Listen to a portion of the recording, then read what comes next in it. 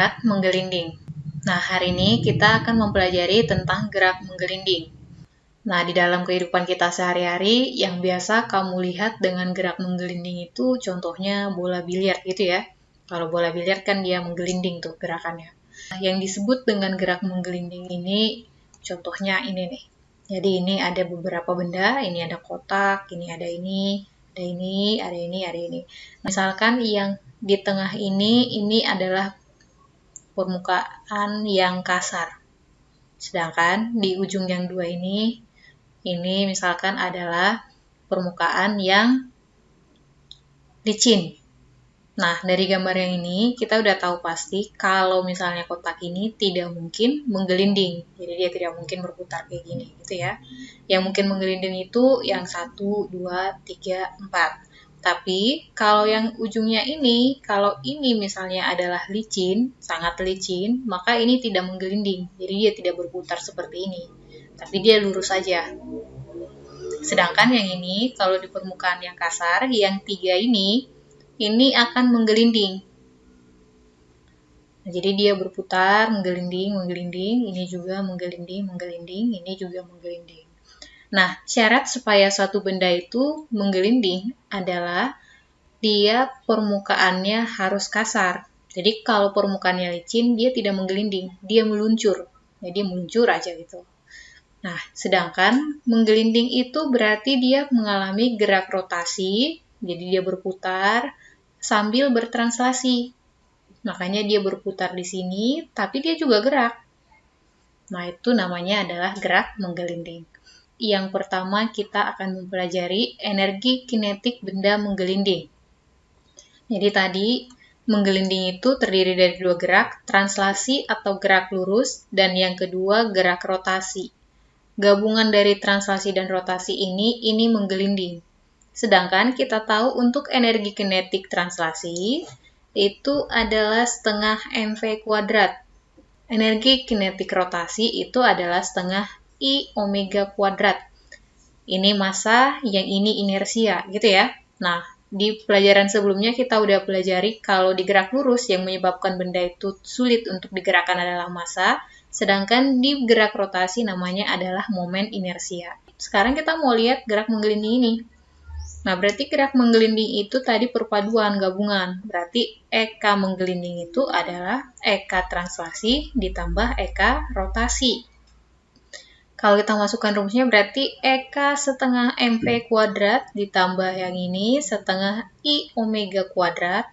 Jadi ini yang disebut energi kinetik menggelinding. Ini masih bisa lagi kita lanjutkan dengan mengingat V itu adalah omega dikali R. Gitu ya. Berarti tinggal kita masukkan setengah mv kuadrat ditambah inersia. Inersia itu kemarin sudah kita pelajari adalah K dikali MR kuadrat. K-nya ini tergantung si bendanya gitu ya. K MR kuadrat inersia kali omega kuadrat. Omega dikali R itu sama dengan kecepatan. Berarti ini nanti kita ganti dengan kecepatan. Berarti setengah mv kuadrat tambah setengah K M ini tadi V kuadrat. Kalau kita lanjut berarti ini setengah mv kuadrat, buka kurung ya, ibu buat 1 ditambah K, sama ya, jadi ini kali ini, hasilnya ini, yang ini dikali K, hasilnya ini. Jadi ini energi kinetik menggelinding. Nah, sekarang kita mau lihat bagaimana kecepatan dari si benda menggelinding ini. Nah, contohnya ini ada suatu bola. Bolanya ini diletakkan di bidang miring yang tingginya H membentuk sudut theta. Nah, kalau ini Pitagorasnya berarti ini adalah H per sin theta gitu ya. Jadi panjang lintasannya ini H per sin theta. Misalkan yang ditanya adalah bagaimana kecepatan bola itu saat berada di bawah sini. Maka kita menggunakan dengan analisis energi. Jadi kita pakai hukum kekekalan energi. Ini misalnya kita buat posisi 1, ini posisi kedua gitu ya. Berarti kita buat energi mekanik di 1 itu harus sama dengan energi mekanik di 2. Yang mana energi mekanik itu adalah energi potensial ditambah energi kinetik. Nah, energi kinetik yang kita pakai adalah energi kinetik benda menggelinding tadi. Berarti kalau kita tulis energi potensial 1 ditambah energi kinetik translasi 1 di posisi 1 ditambah energi kinetik rotasi di posisi 1. Ini sama dengan energi potensial di posisi 2 ditambah energi kinetiknya. Energi kinetiknya tadi adalah energi kinetik translasi 2 ditambah energi kinetik rotasi 2. Nah, ini untuk persamaannya. Nah, sekarang kita tinggal masukkan. Energi potensial itu rumusnya adalah M dikali G dikali H. H yang kita pakai adalah H yang ini gitu ya. Karena di sini kita buat H, berarti kita pakai H aja. Ditambah setengah M V kuadrat. V yang kita pakai karena ini posisi 1 berarti kita pakai 1. Ditambah setengah I kali omega 1 kuadrat. Sama dengan, nah di posisi ini kan ini energi potensialnya 0 gitu ya. Karena dia di bawah, tidak ada ketinggiannya. Berarti kita pakai 0. Ditambah setengah mv2 kuadrat. Ditambah setengah I omega 2 kuadrat. Nah, setelah ini tinggal kita masukkan aja rumusnya. Berarti kalau kita lanjutkan lagi, M kali G kali H ditambah setengah mv1 kuadrat ditambah setengah inersia, rumusnya adalah I sama dengan KMR kuadrat gitu ya. K-nya ini tergantung si bendanya. KM omega 1 kuadrat sama dengan setengah mv2 kuadrat tambah setengah KMR omega 2 kuadrat. Nah, tadi ingat V itu adalah omega dikali R. Jadi ini masukkan nanti, ini kuadrat tadi ya. Ini juga kuadrat nih. Ini juga nanti masukkan. Berarti kita masukkan M kali G kali H ditambah setengah mv1 kuadrat ditambah setengah KM V1 kuadrat, ini V gitu ya, sama dengan setengah mv2 kuadrat tambah setengah KM V2 kuadrat. Nah, ini kita bisa sederhanakan, di sini ada M, di sini ada M, di sini ada M, di sini ada M, di sini ada M, berarti M-nya boleh dicoret. Tapi ingat ya, bukan sembarangan dicoret M-nya, karena ini sama-sama nih kita bagikan dengan bilangan yang sama. Jadi kalau misalnya di sini nggak ada M, nggak boleh langsung dicoret. Tapi karena ini di semua komponennya ada M, maka boleh dicoret.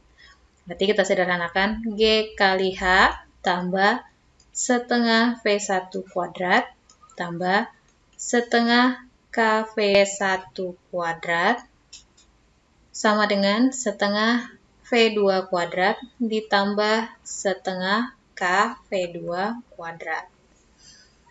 Nah, jadi sekarang tinggal kita masukkan nilainya. Atau kalau mau kita sederhanakan lagi nih, G kali H tambah setengah V1 kuadrat dalam kurung 1 ditambah K gitu ya. Sama dengan setengah V2 kuadrat dalam kurung 1 ditambah K. Nah, ini hasilnya. Atau, kalau misalnya di atas ini kecepatannya 0. Berarti, jika V1 sama dengan 0, berarti ini hasilnya nanti adalah 0.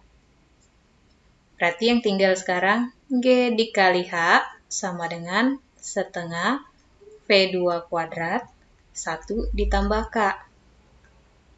Berarti kalau kita ini kali ke sini jadi 2GH gitu ya. Berarti V2 kuadrat itu adalah 2GH ini ke sini per 1 ditambah K. Nah, ini untuk mencari. Jadi kalau misalnya diketahui di sini 0, di atas ini 0, artinya dilepas, maka boleh langsung pakai persamaan yang ini. Jadi kecepatan di bawah itu langsung aja pakai yang ini. Nah, kalau misalnya bagaimana kalau bendanya ternyata di sini, bukan di bawah. Tapi dia dilepas juga dari atas. Caranya sama aja.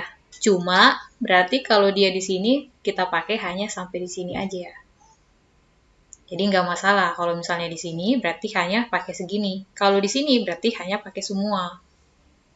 Nah, caranya boleh langsung pakai yang ini. Kalau dilepas, kalau kecepatan satunya ada, berarti kamu pakai jabarkan cara yang ini semua tadi. Nah, sekarang kita mau lihat nih. Ini misalnya ada beberapa benda. Jadi tahu kalau kecepatan itu rumusnya tadi yang ini. Berarti dari persamaannya ini kan kita tahu kalau hanya semakin tinggi, maka kecepatannya semakin besar. Jadi makin tinggi dia hanya besar, maka kecepatannya juga besar. Kalau hanya kecil, berarti kecepatannya juga kecil. Tapi selain kecepatan yang mempengaruhi kecepatan ini selain tingginya, satu lagi yang mempengaruhi, jenisnya. Artinya, kalau K-nya kecil, maka kecepatannya besar. Berarti kalau K-nya ini kecil, maka inersianya juga kecil. Kalau inersianya kecil, maka mempertahankan posisinya itu kecil. Maka dia semakin gampang untuk digerakkan. Jadi ada beberapa bola ini, bola pejal inersianya 2/5 mr kuadrat, silinder pejal inersianya setengah mr kuadrat, bola berongga inersianya 2/3 mr kuadrat, dan seterusnya. Kalau misalnya ini bergerak melinding, maka yang pertama sampai di ujung sini yang mana gitu. Misalnya di sini ada beberapa benda, dia mau bergerak menggelinding. Nah, yang pertama sampai di bawah sini pada ketinggian yang sama berarti adalah yang paling cepat. Yang paling cepat itu adalah yang K-nya lebih kecil. Nah, yang K-nya paling kecil dari antaranya ini yang mana? Yang paling kecil adalah yang bola pejal. Jadi bola pejal akan lebih dahulu sampai di bawah sini kalau mereka bergerak dari posisi yang sama. Itu untuk kecepatan dari benda bergerak rotasi. Nah, sekarang kita mau lihat contohnya. Ini diketahui sebuah bola pejal. Ingat, bola pejal. Berarti kalau bola pejal, inersianya adalah 2/5 mr kuadrat. Bertranslasi dan berotasi, berarti artinya bendanya menggelinding. Dengan kecepatan linear dan kecepatan sudut masing-masing V dan omega. Nah, yang ditanya berapa? Tentukan energi kinetik total dari bola pejal tadi. Berarti tinggal kita masukkan aja. EK sama dengan EK rotasi ditambah EK translasi. Atau kalau mau kita tinggal masukkan juga persamaan yang tadi yang sudah kita tulis. Kuadrat dalam kurung 1 ditambah K. Berarti setengah MV kuadrat 1 ditambah K-nya berarti yang ini gitu ya. Ini K. Tambah 2/5. 1 tambah 2/5 sama dengan 7/5 gitu ya. Berarti tinggal kita masukkan sama dengan 7/10 mv kuadrat. Nah, ini hasil untuk contoh nomor 1. Sekarang kita mau lihat contoh yang kedua. Nah, diketahui di sini benda bola pejal. Bola pejal lagi berarti inersianya adalah 2/5 mr kuadrat. Diketahui masanya 5 kg. Mula-mula diam. Dan mulai menggelinding. Pada ketinggian hanya diketahui. Nah, di sini 2,52 meter, tapi digambar 2,25, berarti kita pakai 2,25 aja. Tentukan kecepatan bola saat tiba di bawah bidang miring. Jadi yang ditanya kecepatannya saat di sini. Ini berapa kecepatannya? Sedangkan di sini diketahui mula-mula diam. Kalau mula-mula diam, berarti kecepatan di atas ini posisi 1 Ibu buat ya, ini posisi 2. Berarti kecepatan di posisi atas itu udah pasti 0. Berarti kita bisa langsung pakai ke persamaan yang tadi. P sama dengan akar dari 2GH per K plus 1. Berarti ini kalau kita masukkan akar 2 kali gravitasi kita anggap 10, hanya kita pakai 2,25 meter per K-nya berarti 2/5 ditambah 1 sama dengan akar 2,25 dikali 2 berarti 4,5 dikali 10 berarti 45 per 2/5 tambah 1 7/5 per 1 kali 5/7 gitu ya. Sama dengan akar 225/7. Nah, kira-kira segini gitu ya, meter per sekon. Nah, kalau kita mau pakai dengan analisis yang tadi, boleh juga. Berarti energi mekanik di 1 sama dengan energi mekanik di 2. Nah, boleh pakai ini atau boleh pakai yang mana aja yang menurut kamu lebih gampang. Nah, sampai di sini pertemuan kita hari ini. Jika ada yang mau ditanyakan, nanti kita akan bahas di pertemuan kita di kelas. Terima kasih.